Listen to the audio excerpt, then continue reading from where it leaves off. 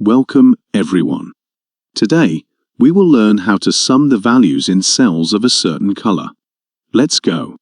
First, the cells must be identified by color. Press the Control key and the F key. The Search tab will appear. We will click on the Format button. The Search tab will appear.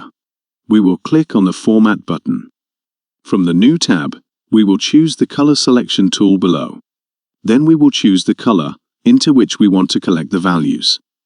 Then we will click on the Find All button.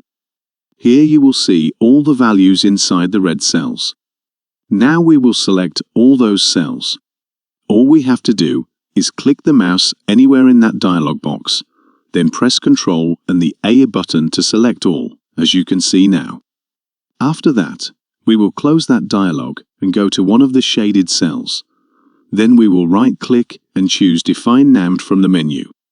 Then we will give those cells a name, let it be red, and then press OK. Now all the red cells are defined by one word that you can call up in any equation.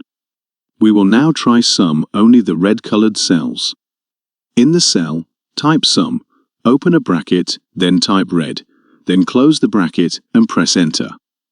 As you can see now, you can sum the numbers in cells of a specific color. See you in future episodes.